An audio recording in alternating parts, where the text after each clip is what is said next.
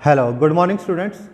हम बात कर रहे थे फोटोसिंथेसिस की, और फोटोसिंथेसिस के अंदर हमने बात की थी लाइट रिएक्शन के अंतर्गत फोटो सिस्टम के बारे में, जिसके अंतर्गत हमारा जो इससे प्रीवियस वीडियो है उसके अंदर मैंने आपको फोटो सिस्टम फर्स्ट और फोटो सिस्टम सेकंड के बारे में जानकारी दी थी। अब हम बात करने जा रहे हैं प्रकाश फॉस्फोलीकरण यानी कि फोटो फोस्फोराइलेशन, यानी कि लाइट रिएक्शन जो होती है इसको लाइट रिएक्शन जो होती है इसके अंतर्गत एटीपी का निर्माण होता है, इसलिए हम इसे प्रकाश फॉस्फोलीकरण या फोटो फोस्फोराइलेशन भी कहते हैं। फोटो यानी कि प्रकाश, फोस्फोराइलेशन यानी कि एडीपी के साथ एक इनऑर्गेनिक फॉस्फेट को जोड़ करके एटीपी का निर्माण करना, तो वो किसके अंतर्गत आ जाएगा? फॉस्फोराइलेशन के अंतर्गत आ जाएगा। वैसे एटीपी का निर्माण जो है वो श्वसन के अंदर भी होता है, और यहाँ पर हम देख रहे हैं कि प्रकाश संश्लेषण के अंदर भी होता है, लेकिन प्रकाश संश्लेषण के अंदर जो एटीपी का निर्माण हो रहा है वो हो रहा है प्रकाशीय ऊर्जा की सहायता से, और प्रकाशीय ऊर्जा जो होती है वो किस रूप में होती है? फोटॉन्स के रूप में, या जिसे अपने क्वांटम कहते हैं। तो फोटॉन्स के रूप में जो प्रकाशीय ऊर्जा है उसके द्वारा क्या किया जा रहा है? फोस्फोराइलेशन यानी कि एटीपी का निर्माण हो रहा है, तो इसलिए हम इसे क्या कह सकते हैं? लाइट रिएक्शन को फोटो फोस्फोराइलेशन कह सकते हैं। तो इसके बारे में हम बात कर रहे हैं कि जो प्रकाश फॉस्फोलीकरण या फोटो फोस्फोराइलेशन की प्रक्रिया है, इसके बारे में सबसे पहले बताया था ऑर्नॉन एट ऑल 1954 के अंदर, यानी कि ऑर्नॉन और उनके जो सहयोगी थे इन्होंने मिल करके 1954 के अंदर फोटो फोस्फोराइलेशन के बारे में बताया था। अगर हम बात करें प्रकाश फॉस्फोलीकरण या फोटो फोस्फोराइलेशन के बारे में, तो हम देखते हैं कि ये प्रक्रिया दो प्रकार से संपन्न होती है। एक होती है साइक्लिक, तो दूसरी होती है नॉन साइक्लिक। साइक्लिक यानी कि चक्रीय, इसका मतलब इसके अंदर जो इलेक्ट्रॉन है वो एक चक्रीय पाथ के अंदर मूव करेगा, यानी कि जहाँ से निकलेगा अभिक्रिया के अंत के अंदर वहीं पर वापस चला जाएगा। और जबकि नॉन साइक्लिक के अंदर ऐसा नहीं होगा, इसलिए जब इलेक्ट्रॉन जहाँ से निकलता है अंत में वहीं पर वापस आ जाता है, यानी कि एक साइकिल कंप्लीट कर लेता है, तो उसे तो अपने नाम दे देते हैं साइक्लिक फोटो फोस्फोराइलेशन या चक्रीय प्रकाश फॉस्फोलीकरण। और जब ये इलेक्ट्रॉन जहाँ से निकला है वहीं पर वापस नहीं आता है, यानी कि एक साइकिल जो है वो कंप्लीट नहीं होता है, तो उसे नाम दे देते हैं नॉन साइक्लिक यानी कि अचक्रीय प्रकाशिक अभिक्रिया। तो इसके अंदर सबसे पहले हम बात कर रहे हैं चक्रीय प्रकाशिक अभिक्रिया की, यानी कि साइक्लिक फोटो फोस्फोराइलेशन की। फोटो फोस्फोराइलेशन को मैं यहाँ पर PPR के द्वारा रिप्रेजेंट कर रहा हूँ। P का मतलब फोटो, P का मतलब फोस्फो, R का मतलब राइलेशन। ठीक है, चलो तो शुरुआत करते हैं चक्रीय प्रकाशिक अभिक्रिया के बारे में। जब हमने फोटो सिस्टम के बारे में बात की थी उसी दौरान मैंने आपको बताया था कि जो साइक्लिक या चक्रीय प्रकाशिक अभिक्रिया होती है इसके अंदर भाग लेता है केवल और केवल फोटो सिस्टम फर्स्ट, यानी कि PS फर्स्ट या P700। ठीक है, तो देखते हैं ये किस प्रकार से होता है। ये है, हमने यहाँ पर ड्रॉ किया है फोटो सिस्टम फर्स्ट या PS फर्स्ट, या जिसे हम कह सकते हैं P700, क्योंकि ये P700 क्यों? क्योंकि ये 700 nm यानी कि जो 700 nm तक की जो तरंग दैर्ध्य है उन प्रकाश विकिरणों का अवशोषण करता है। तो अब होता क्या है कि जो फोटो सिस्टम फर्स्ट है, जब ये फोटॉन्स के रूप में प्रकाशीय ऊर्जा को ग्रहण करता है, और ये प्रकाशीय ऊर्जा जब इन एंटीना मॉलिक्यूल्स के द्वारा यहाँ पर रिएक्शन सेंटर के रूप में कार्य करने वाले या अभिक्रिया केंद्र के रूप में कार्य करने वाले क्लोरोफिल A का जो अणु है, जो क्लोरोफिल 700 होता है, इसीलिए हमने इसको P700 कहा है, उसको उपलब्ध करवा देती हैं। और जैसे ही ये ऊर्जा इसको उपलब्ध होती है ये अपनी उत्तेजित अवस्था में आ जाता है, और इससे जो है वो इलेक्ट्रॉन क्या हो जाते हैं? उत्सर्जित, यानी कि इलेक्ट्रॉन क्या निकल गए? बाहर। जैसे ये इलेक्ट्रॉन बाहर निकलते हैं, हमने फोटो सिस्टम के अंदर भी देखा था कि जब रिएक्शन सेंटर से इलेक्ट्रॉन बाहर निकलते हैं तो उन्हें किसके द्वारा ग्रहण कर लिया जाता है? इलेक्ट्रॉन ग्राही के द्वारा या इलेक्ट्रॉन एक्सेप्टर जो होते हैं उनके द्वारा। तो जब ये फोटो सिस्टम फर्स्ट जो है वो फोटोन के रूप में प्रकाशीय ऊर्जा को ग्रहण करेगा, इस और इसके कारण इसका क्लोरोफिल ए का जो अणु जो कि अभिक्रिया केंद्र के रूप में कार्य कर रहा है वो उत्तेजित अवस्था में आ जाएगा और जिसके कारण यहाँ से क्या हो जाएंगे, इलेक्ट्रॉन उत्सर्जित हो जाएंगे। जब यहाँ से इलेक्ट्रॉन उत्सर्जित हो जाएंगे तो उसको जो है वो प्राथमिक इलेक्ट्रॉन ग्राही के रूप में मौजूद एक FeS जो प्रोटीन है उसके द्वारा ग्रहण कर लिया जाएगा। तो इसका मतलब साइक्लिक के अंदर प्राथमिक इलेक्ट्रॉन ग्राही के रूप में कौन कार्य करता है, एक आयरन सल्फर प्रोटीन युक्त जो अणु है वो कार्य करता है प्राथमिक इलेक्ट्रॉन ग्राही के रूप में। तो ये ग्रहण कर लेगा। इसके बाद में इन इलेक्ट्रॉन को ट्रांसफ़र किया जाएगा FD यानी कि फेराडॉक्सिन के पास। इसके बाद ये इलेक्ट्रॉन ट्रांसफ़र हो जाएंगे प्लास्टोक्विनोन के पास। प्लास्टोक्विनोन से फिर ये इलेक्ट्रॉन आएंगे साइटोक्रोम B6 के पास। साइटोक्रोम B से साइटोक्रोम F, इन्हें साइटोक्रोम कॉम्प्लेक्स भी कहते हैं। और इसके बाद ये इलेक्ट्रॉन आ जाएंगे PC यानी कि प्लास्टोसाइनिन के पास। और इसके बाद ये इलेक्ट्रॉन जो है वो वापस फोटो सिस्टम फर्स्ट के अंदर जो है वो एंटर हो जाएंगे। तो देखो स्टार्टिंग में जब फोटॉन्स के रूप में जब ऊर्जा आई थी तो उसके कारण क्लोरोफिल ए का अणु जो है वो अपनी उत्तेजित अवस्था में आ गया था। और जब ये उत्तेजित अवस्था में आया तो इससे इलेक्ट्रॉन का क्या हो गया, उत्सर्जन। जब इलेक्ट्रॉन निकल गए तो उनकी जगह पर क्या बन गए, होल्स बन गए। और इन होल्स को फिर ये इलेक्ट्रॉन जब अपना एक चक्कर पूरा करके वापस यहाँ आता है तो ये जो होल्स बने थे इन इलेक्ट्रॉन के निकलने के कारण वो वापस क्या हो जाते हैं, जब ये इलेक्ट्रॉन वापस आ जाएगा तो उनसे क्या हो जाएगा, फिल हो जाएगा। तो इस प्रकार से हम देख रहे हैं कि यहाँ पर इलेक्ट्रॉन जो है वो एक साइक्लिक पाथ यानी कि एक चक्रीय पथ के अंदर जो है वो गति कर रहा है। यानी कि जहाँ से वो निकला था अंत के अंदर क्या आ गया, वहीं पर वापस पहुँच गया। तो इसलिए हम इस रिएक्शन को क्या नाम देंगे, साइक्लिक फोटोफॉस्फोराइलेशन कहेंगे। तो इस दौरान जब ये इलेक्ट्रॉन फेराडॉक्सिन से प्लास्टोक्विनोन को ट्रांसफ़र होते हैं तो उस दौरान इनके द्वारा जो एनर्जी रिलीज़ की जाती है, ऊर्जा जो है वो उत्सर्जित की जाती है, तो उस ऊर्जा की सहायता से ADP और एक IP यानी कि इनऑर्गेनिक जो फॉस्फेट है इसको आपस में जोड़ करके एक उच्च ऊर्जा युक्त यौगिक ATP का निर्माण कर दिया जाता है। इसी प्रकार से एक ATP का निर्माण जो है वो साइटोक्रोम B6 और साइटोक्रोम F के बीच के अंदर भी हो जाता है, जैसा कि हमने यहाँ पर रिप्रेजेंट किया है कि ADP और इसके साथ एक इनऑर्गेनिक फॉस्फेट को जोड़ करके किसका निर्माण हो गया, ATP का निर्माण कर दिया गया है। ये ATP का निर्माण जो है वो केमियोस्मोटिक जो थ्योरी है जो पीटर मिशेल ने दी थी उसके द्वारा हम इसको एक्सप्लेन कर सकते हैं कि इसके कारण जो है वो एक प्रोटॉन प्रवणता जो है या प्रोटॉन ग्रेडियंट जो है उसकी फॉर्मेशन होती है और जिसके कारण क्या हो जाता है, ATP का संश्लेषण हो जाता है। ये एक अलग टॉपिक है जिसके बारे में हम बाद में डिस्कशन करेंगे, केमियोस्मोटिक जो थ्योरी है, रसोपरासरणीय जो परिकल्पना है उसके बारे में। ठीक है, तो ये थी साइक्लिक रिएक्शन। और यहाँ पर प्राथमिक इलेक्ट्रॉन ग्राही के रूप में कौन कार्य कर रहा है, आयरन सल्फर प्रोटीन। और यहाँ पर जो प्लास्टोसाइनिन है वो क्या है, एक कॉपर युक्त नील क्रोमो प्रोटीन है। नील यानी कि नीले रंग की है और क्रोमो का मतलब कलर्ड है यानी कि रंगीन प्रोटीन है, नीले रंग की रंगीन प्रोटीन है। और ये नाम, इसका कलर जो है वो नीला होगा, ये अपने आप इसका जो नाम है प्लास्टोसाइनिन, साइनिन वर्ड जो है वो अपने आप में इसको रिप्रेजेंट कर रहा है नीले रंग को।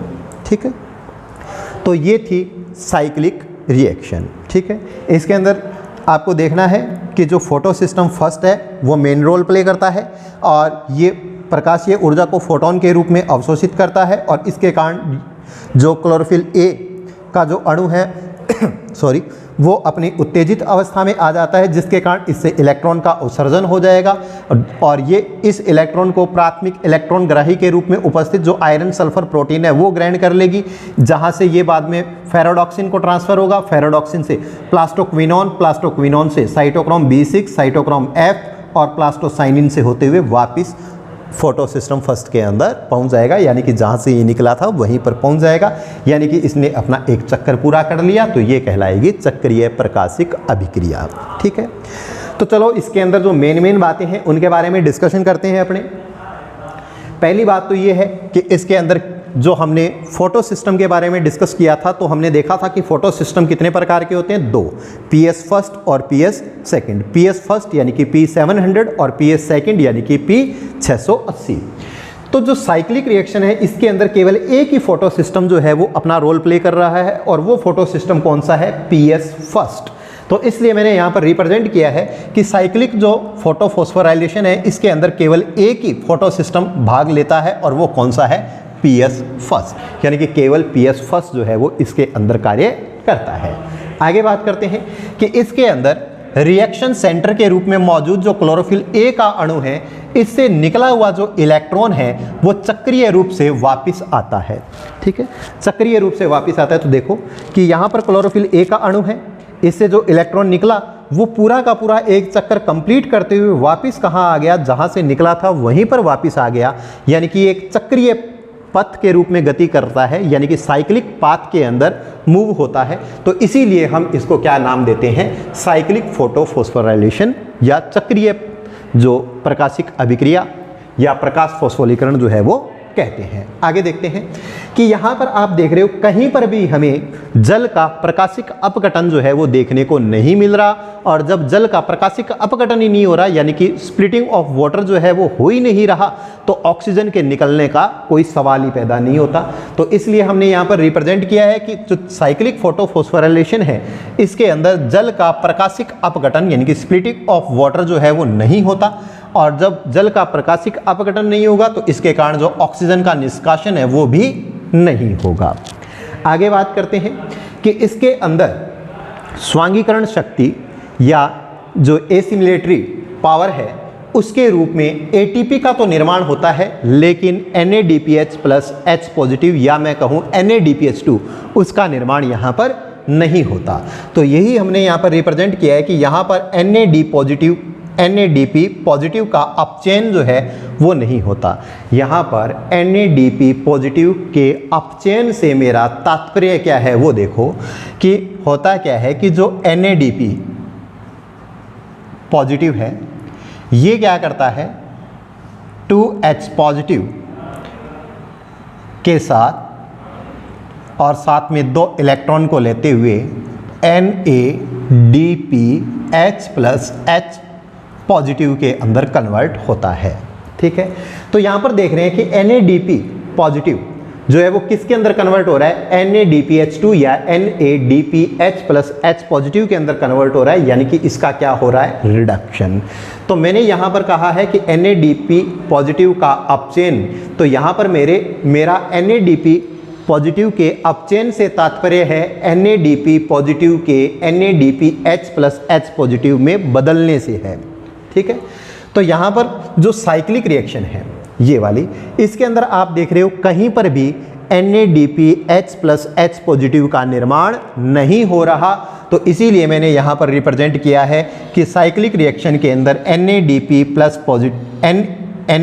प्लस का अपचयन जो है वो नहीं होता, यानी कि इससे NADPH2 या NADPH प्लस H पॉजिटिव का निर्माण नहीं होता। यहाँ पर क्या होता है, केवल और केवल ATP का संश्लेषण होता है, और वो भी कितने, एक साइक्लिक रिएक्शन के दौरान 2 ATP जो है वो बनते हैं। एक ATP यहाँ बन रहा है और दूसरा ये बन रहा है। ठीक है, आगे बात करते हैं। चूंकि यहाँ पर फोटो सिस्टम फर्स्ट जो है वो कार्य कर रहा है, और फोटो सिस्टम फर्स्ट के अंदर अभिक्रिया केंद्र के रूप में कौन कार्य करता है, क्लोरोफिल ए का जो 700 है वो कार्य करता है। तो इसका मतलब ये 680 nm से अधिक वेवलेंथ का जो प्रकाश है उससे प्रेरित होता है। आगे एक काफ़ी इंपॉर्टेंट बात है ये, इसको हमेशा ध्यान रखना, कई बार इससे रिलेटेड क्वेश्चन आता है कि जो साइक्लिक रिएक्शन है वो DCMU, ये एक रासायनिक पदार्थ है जो फोटोसिंथेटिक टॉक्सिन यानी कि प्रकाश संश्लेषण की क्रिया के अंदर एक बाधक या संवेदक के रूप में कार्य करता है। ठीक है, इसके प्रति ये असंवेदनशील होता है, यानी कि इस साइक्लिक रिएक्शन के ऊपर इस DCMU का कोई इफेक्ट नहीं पड़ता। काफ़ी बार इससे रिलेटेड जो है वो क्वेश्चन पूछ लिया जाता है कि DCMU जो है इसका प्रभाव किसके ऊपर पड़ता है, साइक्लिक या फिर नॉन साइक्लिक। तो आगे चल करके जब हम नॉन साइक्लिक रिएक्शन के बारे में अध्ययन करेंगे तब आप देखोगे कि ये DCMU जो है ये नॉन साइक्लिक रिएक्शन जो है उसको बाधित करता है, उसको रोकता है, यानी कि नॉन साइक्लिक रिएक्शन जो है वो इस DCMU के प्रति संवेदनशील होती है, लेकिन इसका प्रभाव जो है वो इस साइक्लिक रिएक्शन के ऊपर नहीं पड़ता। और आगे मैंने यहाँ पर DCMU की फुल फॉर्म जो है वो रिप्रेजेंट की है, जो क्या होती है, डाइक्लोरोफिनाइल डाइमिथाइल यूरिया, डाइक्लोरोफिनाइल डाइमिथाइल यूरिया, और जो अपने आप में क्या है, एक फोटोसिंथेटिक टॉक्सिन है जिसका उपयोग जो है वो शाकनाशी के रूप में जनरली किया जाता है। आगे बात करते हैं कि अगर बात करें हम फोटोसिंथेटिक बैक्टीरिया की, आपको पता है कि प्रकाश संश्लेषण की क्रिया जो है वो प्लांट्स के अंदर भी होती है, तो कुछ जो बैक्टीरिया है या जीवाणु होते हैं उनके अंदर भी देखने को मिलती है। लेकिन अगर हम बात करें फोटोसिंथेटिक बैक्टीरिया की, यानी कि बैक्टीरिया के अंदर होने वाले प्रकाश संश्लेषण की, तो वहाँ पर मुख्य रूप से जो है वो लाइट रिएक्शन के रूप में केवल साइक्लिक रिएक्शन जो है वो यही देखने को मिलती है। नॉन साइक्लिक रिएक्शन जनरली इनके अंदर नहीं पाई जाती। तो इसलिए मैंने यहाँ पर दिया है कि फोटोसिंथेटिक जो बैक्टीरिया है इनके अंदर केवल यही मुख्य रूप से उपस्थित होता है। यहाँ पर इस यही मुख्य रूप से उपस्थित होता है का मतलब है कि इनके अंदर केवल लाइट रिएक्शन जो है वो जनरली देखने को मिलती है, सामान्यतः यही पाई जाती है। आगे बात करते हैं। आगे बात करते हुए हम देखते हैं कि साइक्लिक जो रिएक्शन है, ये चक्रीय जो प्रकाशिक अभिक्रिया है, ठीक है, इसके अंदर मेनली पार्टिसिपेट कौन कर रहा है, मुख्य रूप से भाग कौन ले रहा है, फोटोसिस्टम फर्स्ट जो है वो भाग ले रहा है। और आप फोटोसिस्टम फर्स्ट कहाँ पाया जाता है, ये मैंने इससे जो प्रीवियस वीडियो है इसके अंदर आपको बताया था कि फोटोसिस्टम फर्स्ट जो है वो ग्रेनम के अंदर भी प्रेजेंट होता है और स्ट्रोमा लेमिली के अंदर भी प्रेजेंट होता है, और स्ट्रोमा लेमिली के अंदर तो केवल फोटोसिस्टम फर्स्ट ही होता है। तो इसलिए अगर बात करें ग्रेनम की, तो ग्रेनम के अंदर तो फोटोसिस्टम फर्स्ट के साथ साथ फोटोसिस्टम सेकंड भी होता है, यानी कि दोनों आगे, और जब दोनों संयुक्त रूप से कार्य करते हैं तो वो जनरली नॉन साइक्लिक रिएक्शन को संपन्न करवाते हैं। लेकिन अगर बात की जाए स्ट्रोमा थाइलेकोइड या स्ट्रोमा लेमिली की, ठीक है, जो दो ग्रेनम को आपस में जोड़ने वाला जो भाग था उसकी, तो उसके अंदर तो केवल फोटोसिस्टम फर्स्ट ही प्रेजेंट है। तो जब फोटोसिस्टम फर्स्ट ही प्रेजेंट है तो वहां पर क्या होगा, केवल और केवल ये चक्रीय प्रकाशिक अभिक्रिया या साइक्लिक रिएक्शन ही हमें देखने को मिलेगी। तो इसलिए मैंने यहाँ पर रिप्रेजेंट किया है कि जो साइक्लिक रिएक्शन है ये जनरली किसके अंदर देखने को मिलती है, स्ट्रोमा लेमिली के अंदर, और इसके साथ साथ किसके अंदर होता है, ग्रेना थाइलेकोइड के अंदर भी देखने को मिल जाती है। लेकिन ग्रेना थाइलेकोइड के अंदर इसकी संभावना कम रहती है, क्योंकि वहाँ पर फोटोसिस्टम सेकंड के होने के कारण वो जनरली नॉन साइक्लिक रिएक्शन जो है वो ज़्यादा प्रेफर करता है। आगे बात करते हैं कि स्ट्रोमा लेमिली जो है उसके अंदर, जैसा कि मैंने अभी आपको बताया है कि फोटोसिस्टम सेकंड जो है वो अनुपस्थित होता है, और फोटोसिस्टम सेकंड जब नहीं है तो वहाँ पर नॉन साइक्लिक रिएक्शन होने की कोई संभावना नहीं है। इसलिए जनरली यहाँ पर क्या होगी, साइक्लिक रिएक्शन ही देखने को मिलेगी। और इसके साथ साथ जो स्ट्रोमा लेमिली है उसके अंदर NADP रिडक्टेज एंजाइम भी नहीं होता, इस कारण से यहाँ पर NADPH2 की फॉर्मेशन भी नहीं होती। तो ये थी साइक्लिक रिएक्शन। अब हम बात करेंगे नॉन साइक्लिक रिएक्शन के बारे में, और अगर कोई इसका स्क्रीनशॉट लेना चाहता है तो वो ले सकता है। अब इसके बाद में हम बात कर रहे हैं नॉन साइक्लिक रिएक्शन या अचक्रीय प्रकाशिक अभिक्रिया के बारे में। चलो, तो अब हम बात कर रहे हैं नॉन साइक्लिक फोटोफॉस्फोराइलेशन के बारे में, यानी कि अचक्रीय जो प्रकाशिक अभिक्रिया है इसके बारे में। यहाँ पर मैंने चार्ट के रूप में जो नॉन साइक्लिक फोटोफॉस्फोराइलेशन है या अचक्रीय जो प्रकाशिक अभिक्रिया है उसके बारे में बात की है, एक्सप्लेन इसको ड्रॉ किया है। चलो इसके बारे में बात करते हैं। तो जो नॉन साइक्लिक फोटोफॉस्फोराइलेशन है या अचक्रीय जो प्रकाशिक अभिक्रिया है, ठीक है, तो जैसा कि नाम से ही प्रतीत हो रहा है कि इसके अंदर इलेक्ट्रॉन जो है जहाँ से निकलेगा अंत के अंदर वापस वहीं पर प्रवेश नहीं करेगा। जैसे कि यहाँ पर इसकी शुरुआत हो रही है फोटोसिस्टम सेकंड से, तो यहाँ से इलेक्ट्रॉन निकल रहे हैं और आगे इस पथ के अंदर गति करते हुए आगे जो है वो NADP पॉजिटिव को NADPH+H पॉजिटिव के अंदर कन्वर्ट करने में इन इलेक्ट्रॉन को क्या कर लिया जाता है, यूज कर लिया जाता है। इसलिए जो है वो ये इलेक्ट्रॉन वापस वहीं पर नहीं पहुंच पाते जहां से ये निकले थे। इसका मतलब इनका जो सर्कल है वो कंप्लीट नहीं होता, इसलिए हम इसको क्या कहेंगे, नॉन साइक्लिक फोटोफॉस्फोराइलेशन या अचक्रीय प्रकाशिक अभिक्रिया कहेंगे। ठीक है, आगे देखते हैं कि अचक्रीय प्रकाशिक अभिक्रिया जो है इसके अंदर हमने देखो फोटोसिस्टम सेकंड को भी शो किया है और फोटोसिस्टम फर्स्ट को भी यहाँ पर रिप्रेजेंट किया है। इट मीन्स इसके अंदर फोटोसिस्टम फर्स्ट भी पार्टिसिपेट करता है और फोटो सिस्टम सेकंड भी पार्टिसिपेट करता है। अब एक बात और हमारे दिमाग में आती है, वो क्या कि साइक्लिक रिएक्शन जैसा कि हमने अभी बात की, उसके अंदर तो क्या था कि फोटो सिस्टम फर्स्ट से इलेक्ट्रॉन निकले और अंत के अंदर क्या आ गए, वो वापस वहीं पर आ गए। तो इसके कारण वहाँ पर जहाँ से इलेक्ट्रॉन निकले थे अंत के अंदर वो वापस वहीं पर आ गए, इसलिए वहाँ पर इलेक्ट्रॉन की कोई कमी नहीं आती। ठीक है, क्योंकि जब इलेक्ट्रॉन निकले तो वहाँ पर होल जनरेट हुए और इसके बाद में जब वो वापस इलेक्ट्रॉन वहाँ पर पहुँच गए तो उन होल्स को क्या कर दिया गया, फिलअप कर दिया गया, जिसके कारण फोटो सिस्टम फर्स्ट के पास इलेक्ट्रॉन की कभी कोई कमी नहीं आती। लेकिन अगर आप यहाँ पर देखो नॉन साइक्लिक को, तो आप देख रहे हो कि फोटो सिस्टम सेकंड से जो है वो इलेक्ट्रॉन निकल रहे हैं, लेकिन अंत के अंदर जो है वो इलेक्ट्रॉन यहाँ पर यूज हो रहे हैं, वापस यहाँ पर नहीं आ पा रहे। तो इसका मतलब यहाँ पर फोटो सिस्टम सेकंड जो है इसको इलेक्ट्रॉन की आपूर्ति कौन करवाएगा, तो इसको इलेक्ट्रॉन की जो आपूर्ति होती है वो होती है जल के प्रकाशिक अपघटन से।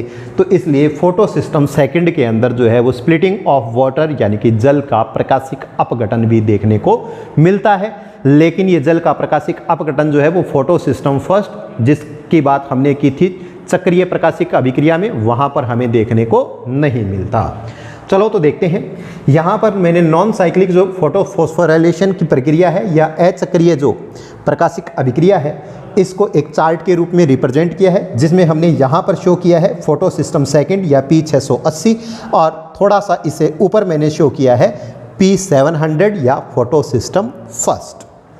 ठीक है, तो देखो होता क्या है कि फोटॉन्स के रूप में जो लाइट एनर्जी आती है उसको फोटो सिस्टम सेकंड जो है वो ग्रहण करता है, और जैसे ही फोटो सिस्टम सेकंड के द्वारा इस लाइट एनर्जी को ग्रहण किया जाता है तो इसके अंदर रिएक्शन सेंटर के रूप में मौजूद जो क्लोरोफिल 680 का जो अणु है वो उत्तेजित अवस्था में आ जाएगा, और जिसके कारण इसके अंदर मौजूद जो इलेक्ट्रॉन है वो क्या हो जाएंगे, उत्सर्जित।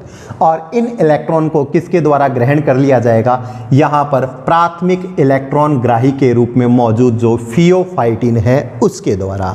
तो ध्यान रखना कि जो साइक्लिक रिएक्शन थी, चक्रीय जो प्रकाशिक अभिक्रिया थी, वहाँ पर तो प्राथमिक इलेक्ट्रॉन ग्राही के रूप में कौन कार्य कर रहा था, आयरन सल्फर प्रोटीन।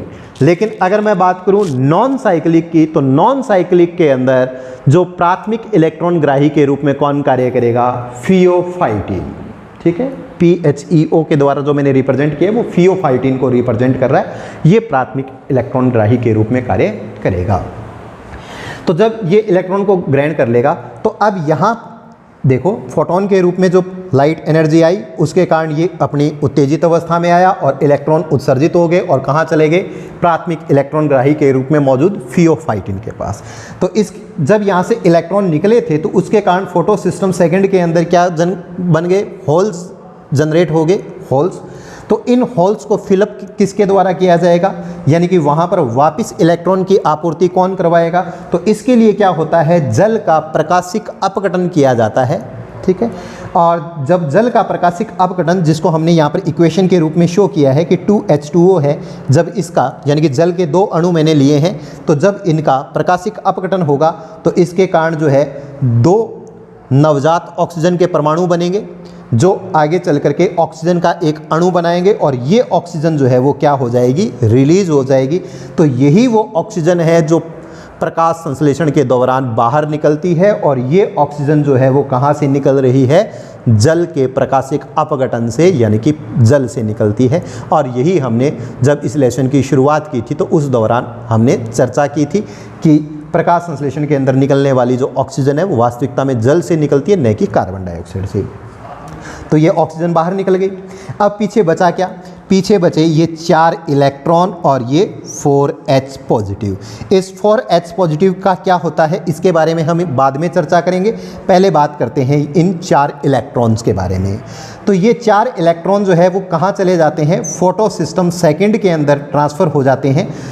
ठीक है, और उन होल्स को फिल कर देते हैं जो कि इन इलेक्ट्रॉन के निकलने के कारण बने थे, या सरल भाषा में मैं कहूँ तो मैं ये कहूँगा कि इन इलेक्ट्रॉन्स के बाहर निकलने के कारण जो यहाँ पर इलेक्ट्रॉन की कमी हो गई थी उसको पूरा कर दिया जाता है इन 4 इलेक्ट्रॉन के द्वारा, और इन इलेक्ट्रॉन्स के यहाँ पर ट्रांसफ़र होने के अंदर मैग्नीशियम द्विधनायन या Mg++ जो है इसकी काफ़ी महत्वपूर्ण भूमिका होती है। ठीक है, आगे बढ़ते हैं। हमने देखा कि जब फोटॉन्स के रूप में यहाँ पर लाइट एनर्जी आई तो इसके कारण जो है वो इलेक्ट्रॉन जो है वो बाहर निकल गए, और जो यहाँ पर इलेक्ट्रॉन की कमी हुई उसे पूरा कर दिया गया जल के प्रकाशिक अपघटन से निकलने वाले इलेक्ट्रॉन के द्वारा। अब ये इलेक्ट्रॉन प्राथमिक इलेक्ट्रॉन ग्राही के रूप में कहाँ पहुँच गए? फियोफाइटिन के पास पहुँच गए। ठीक है, अब फियोफाइटिन से ये कहाँ जाते हैं? प्लास्टोक्विनोन के पास, और प्लास्टोक्विनोन से फिर बाद में ये साइटोक्रोम जो कॉम्प्लेक्स है जिसके अंदर साइटोक्रोम B6 साइटोक्रोम F जो कॉम्प्लेक्स है इसके पास ट्रांसफ़र होते हैं। और जब ये प्लास्टोक्विनोन से इस साइटोक्रोम कॉम्प्लेक्स को ट्रांसफ़र होते हैं ये इलेक्ट्रॉन, तो उस दौरान जो है वो एक ADP के साथ एक इनऑर्गेनिक फॉस्फेट को जोड़ते हुए किसका निर्माण कर दिया जाता है? ATP का निर्माण कर दिया जाता है। तो ये इलेक्ट्रॉन का जो ट्रांसपोर्टेशन हो रहा है वो क्या है? Electron transport. और वही जो यहाँ पर ATP की जो सिंथेसिस हो रहा है, निर्माण हो रहा है, उसको कौन सी थ्योरी के द्वारा समझाया जाता है? केमियोस्मोटिक थ्योरी या केमियोऑस्मोसिस की जो थ्योरी है उसके द्वारा, रसोप्रासरणीय परिकल्पना के द्वारा, जिसके बारे में हम बाद में चर्चा करेंगे। इसके बाद में ये इलेक्ट्रॉन कहाँ आ जाते हैं? प्लास्टोसाइनिन के पास। अब प्लास्टोसाइनिन से अगर ये इलेक्ट्रॉन इधर आते तब तो हम कह देते कि ये वापस जहाँ से निकले थे वहीं पहुँच गए, लेकिन ऐसा नहीं होता। क्यों? क्योंकि अब इनको आगे ग्रहण कर लिया जाता है फोटोसिस्टम फर्स्ट के द्वारा। ठीक है, ये यहाँ पर मौजूद होता है। तो ये फोटोसिस्टम फर्स्ट के पास पहुँच गए। अब जैसे ये फोटोसिस्टम सेकंड जो है वो फोटोन के रूप में एनर्जी ग्रहण कर रहा है, तो फोटोसिस्टम फर्स्ट जो है वो भी तो ग्रहण करेगा सेकंड की भांति। तो ये जब इसके पास इलेक्ट्रॉन पहुंच जाते हैं तो ये फोटोसिस्टम फर्स्ट जो है वो भी फोटॉन्स के रूप में क्या है? लाइट एनर्जी को एब्जॉर्व करेगा, ग्रहण करेगा, जिसके कारण ये अपनी उत्तेजित अवस्था में आ जाएगा, और इसके उत्तेजित अवस्था में आने के कारण इससे भी जो है ये इलेक्ट्रॉन जो है वो क्या हो जाएंगे? उत्सर्जित हो जाएंगे। और जैसे ये इलेक्ट्रॉन उत्सर्जित होंगे तो फोटोसिस्टम फर्स्ट से निकलने वाले इलेक्ट्रॉन को आपने देखा था साइक्लिक रिएक्शन के अंदर कि कौन ग्रहण करता है? एक आयरन सल्फर प्रोटीन ग्रहण करता है। तो यहाँ पर इन इलेक्ट्रॉन्स को किसने ग्रहण कर लिया? आयरन सल्फर प्रोटीन ने ग्रहण कर लिया, और इसके बाद ये कहाँ पर पहुँच गए? फेराडॉक्सिन के पास पहुँच गए। ठीक है, तो देखो ये इलेक्ट्रॉन जो है वो फेराडॉक्सिन, और फेराडॉक्सिन से ये इलेक्ट्रॉन जो है वो कहाँ पर आते हैं कि जो ये NADP पॉजिटिव जो है, ठीक है, इसके पास ये 4 इलेक्ट्रॉन आएंगे, और साथ में जो है वो यहाँ पर मैंने जो बताया था आपको कि जल के प्रकाशिक अपघटन से जो ये 4H पॉजिटिव निकले थे वो आएंगे, ये 4H पॉजिटिव, और ये इधर से ये 4 इलेक्ट्रॉन थे, ये 4H पॉजिटिव, और ये 4 इलेक्ट्रॉन जो है वो इस NADP पॉजिटिव जो है इसका अपचयन कर देंगे, इसका रिडक्शन कर देंगे, और इसको कन्वर्ट कर देंगे NADPH+H पॉजिटिव के अंदर। ठीक है, तो आप देख रहे हो कि एक NADP पॉजिटिव का जो अणु है इसके साथ H जो है वो कितने जुड़े हैं? 1, और दूसरा ये यानी कि 2, और आए कितने हैं H पॉजिटिव? 4, और इलेक्ट्रॉन कितने हैं? वो भी 4 है। तो ये 4 इलेक्ट्रॉन और 4 H पॉजिटिव जो है वो क्या करेंगे? 2 NADPH2 का निर्माण करेंगे। तो यहाँ पर NADP पॉजिटिव के कितने अणु होंगे? 2, और ये कन्वर्ट किसके अंदर हो जाएंगे?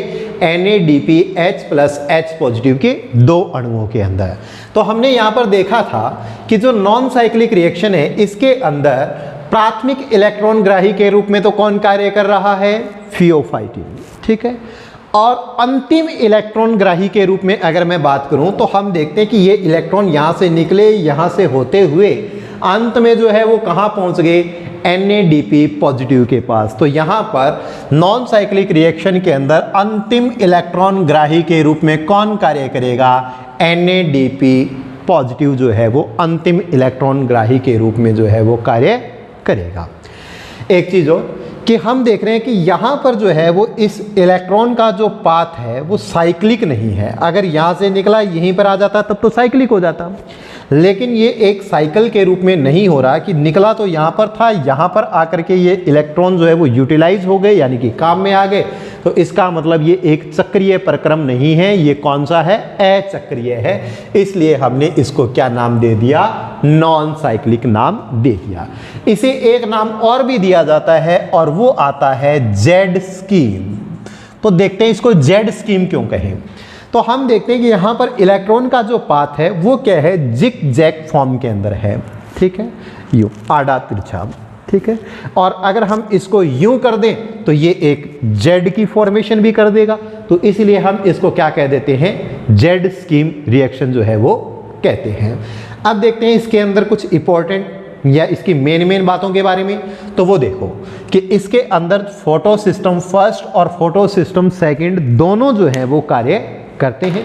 तो जैसा कि हमने यहाँ पर रिप्रेजेंट भी किया है कि फोटो सिस्टम सेकंड और फोटो सिस्टम फर्स्ट, तो दोनों यहाँ पर पार्टिसिपेट कर रहे हैं। तो नॉन साइक्लिक रिएक्शन की पहली कंडीशन क्या है कि इसके अंदर फोटो सिस्टम फर्स्ट और फोटो सिस्टम सेकंड दोनों कार्य करेंगे। नेक्स्ट, रिएक्शन सेंटर यानी कि जो अभिक्रिया केंद्र यानी कि यहाँ से जो इलेक्ट्रॉन निकल रहे हैं उसके बारे में बात की जा रही है कि रिएक्शन सेंटर से निकलने वाले जो इलेक्ट्रॉन हैं वो चक्रीय रूप से वापस नहीं लौटते हैं, जैसा कि साइक्लिक रिएक्शन में लौट रहे थे कि यहाँ से इलेक्ट्रॉन निकल रहे हैं वो वापस यहाँ पर नहीं लौट रहे। तो इसलिए तो हमने इसको क्या कहा, नॉन साइक्लिक रिएक्शन नाम दिया। लेकिन अब यहाँ पर एक बात और आती है, वो ये कि जब यहाँ से निकलने वाले इलेक्ट्रॉन वापस यहाँ पर नहीं लौटते तो यहाँ पर जो इलेक्ट्रॉन की कमी हुई है उसको पूरा किसके द्वारा किया जाएगा। तो अतः इलेक्ट्रॉन की जो कमी है उसे जल के प्रकाशिक अपघटन से जो निकलने वाले जो इलेक्ट्रॉन हैं यानी कि ये वाले जो इलेक्ट्रॉन है इनके द्वारा पूरा किया जाता है, ठीक है। आगे देखते हैं कि यहाँ पर जो है वो फोटो सिस्टम सेकंड जो है वो भाग ले रहा है और फोटो सिस्टम सेकंड के अंदर मैंने आपको बताया था कि जल का प्रकाशिक अपघटन होता है जब हम फोटो सिस्टम के बारे में बात कर रहे थे। तो ये देखो जल का प्रकाशिक अपघटन यहाँ पर हो रहा है और जब जल का प्रकाशिक अपघटन होता है तो जनरल सी बात है ऑक्सीजन जो है वो क्या होगी, रिलीज होगी। तो इसलिए हमने यहाँ पर शो किया है कि नॉन साइक्लिक रिएक्शन जो होती है इसके अंदर जल का प्रकाशिक अपघटन होता है यानी कि स्प्लिटिंग ऑफ वाटर जो है वो होता है और इसके कारण ऑक्सीजन जो है वो निष्कासित होती है। आगे कि इसके अंदर NADP पॉजिटिव जो है इसका NADPH प्लस H पॉजिटिव के अंदर अपचयन होता है और साथ में जो है वो किसका निर्माण होता है, ATP का निर्माण होता है स्वांगीकरण शक्ति के रूप में। स्वांगीकरण शक्ति या एसिमिलेटरी जो पावर है इसके रूप में अगर बात की जाए साइक्लिक रिएक्शन की तो वहां पर तो किसका निर्माण हो रहा था, केवल ATP का। लेकिन अगर बात करें हम नॉन साइक्लिक रिएक्शन की तो यहां पर नॉन साइक्लिक रिएक्शन के अंदर NADPH प्लस H पॉजिटिव और साथ में ATP का निर्माण होता है। यहां पर NADPH प्लस H पॉजिटिव जो है ये एक अपचायक के रूप में कार्य करता है, अपचायक के रूप में मुख्य रूप से ये कार्य करेगा। अपचायक का मतलब जो आगे चल करके जब हम केल्विन साइकिल पढ़ेंगे तो वहां पर देखेंगे कि जो CO2 जो है इसको ग्लूकोज के अंदर जो कन्वर्ट किया जाता है वो इसका अपचयनी तो है, इसके अंदर ये मुख्य भूमिका निभाता है। आगे ये 680 nm जो है इससे कम तरंग दैर्ध्य से प्रेरित होती है। तो यहाँ से ये स्टार्ट कहाँ से हुई, P680 से। तो इसका मतलब इसको जो है वो स्टार्ट करने के लिए 680 nm जो वेवलेंथ है इसकी या इससे कम तरंग दैर्ध्य के प्रकाश की जरूरत पड़ती है। नेक्स्ट, ये केवल ग्रेना थाइलेकोइड के अंदर ही संपन्न होती है, स्ट्रोमा थाइलेकोइड के अंदर नहीं होती। कौन, नॉन साइक्लिक। क्यों नहीं होती स्ट्रोमा थाइलेकोइड के अंदर, जैसा कि हमने पहले देखा था कि स्ट्रोमा थाइलेकोइड या स्ट्रोमा लैमेली जो है उसके अंदर फोटो सिस्टम जो सेकंड होता है ये वाला ये उपस्थिति नहीं होता और जब फोटो सिस्टम सेकंड होगा ही नहीं तो इसके अंदर नॉन साइक्लिक जो रिएक्शन है वो कंप्लीट होने का कोई चांस ही नहीं है। तो फिर बचा कौन, जब स्ट्रोमा लैमेली या स्ट्रोमा थाइलेकोइड के अंदर नॉन साइक्लिक नहीं होती तो फिर बचा कौन, ग्रेना थाइलेकोइड, जिसके अंदर फोटो सिस्टम फर्स्ट और फोटो सिस्टम सेकंड दोनों होते हैं और यहाँ पर ये दोनों ही पार्टिसिपेट कर रहे हैं, इन दोनों की ज़रूरत है। और ये दोनों कहाँ होंगे, ग्रेना थाइलेकोइड के अंदर। तो इसलिए हम ये कहते हैं कि ये कहाँ पर संपन्न होती है, केवल ग्रेना थाइलेकोइड के अंदर संपन्न होती है। और ये बात मैंने आपको पहले भी बताई थी कि नॉन साइक्लिक जो रिएक्शन थी इसके ऊपर साइक्लिक रिएक्शन के ऊपर तो इस DCMU का कोई इफेक्ट नहीं पड़ रहा था, लेकिन नॉन साइक्लिक जो रिएक्शन है ये वाली, ये DCMU द्वारा संदमित होती है, यानी कि इसके ऊपर इसका प्रभाव पड़ता है, ये इसके प्रति संवेदनशील होती है। तो ये है हमारी नॉन साइक्लिक रिएक्शन। तो इसी के साथ जो लाइट रिएक्शन है या फोटोफॉस्फोराइलेशन है, इसके अंदर साइक्लिक और नॉन साइक्लिक रिएक्शन जो है वो कंप्लीट होती है। अगर अब मैं बात करूं एक साइक्लिक रिएक्शन, तो साइक्लिक रिएक्शन के अंदर हमने देखा कि जो एसिमिलेटरी पावर है, स्वांगीकरण शक्ति है, इसके रूप में किसका निर्माण हुआ था? 2 ATP अणुओं का निर्माण हुआ था। ठीक है। और अगर हम बात करें नॉन साइक्लिक की,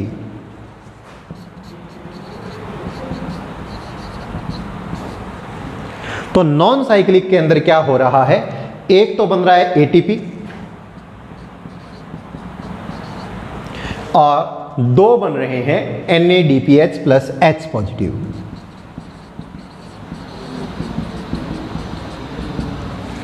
तो ये है इसका सारांश। तो लाइट रिएक्शन जो है, कंप्लीट लाइट रिएक्शन, इसके अंदर एसिमिलेटरी या स्वांगीकरण शक्ति के रूप में जो है वो साइक्लिक रिएक्शन में बनेंगे 2 ATP और नॉन साइक्लिक में बनेंगे 1 ATP और 2 NADPH प्लस H पॉजिटिव। और हम जानते हैं कि NADPH प्लस H पॉजिटिव जो है वो इक्विवेलेंट होता है 3 ATP के। तो अगर हम इसको ATP में कन्वर्ट करें तो इससे कितने बन जाएंगे? 3 × 2 बराबर 6 ATP। तो अगर ATP के रूप में अगर हम इसको रिप्रेजेंट करें तो हम देखते हैं 2 और 1 3 और 3 और 6 9 9 ATP जो है इसका निर्माण हो रहा है। ठीक है। तो ये कैलकुलेशन आगे हम जो केल्विन साइकिल है जिसके अंदर इस पावर का उपयोग करते हुए या इस जो ऊर्जा है इसका उपयोग करते हुए जो कार्बन डाइऑक्साइड का फिक्सेशन किया जाएगा, वहाँ पर हम इसकी कैलकुलेशन को और देखेंगे। ठीक है। तो ये था नॉन साइक्लिक रिएक्शन। अगर किसी को नोट डाउन करना हो तो वो इसका स्क्रीनशॉट ले सकता है। Okay, thank you so much. इसके बाद हमारा जो नेक्स्ट वीडियो है इसके अंदर बात करेंगे डार्क रिएक्शन के बारे में।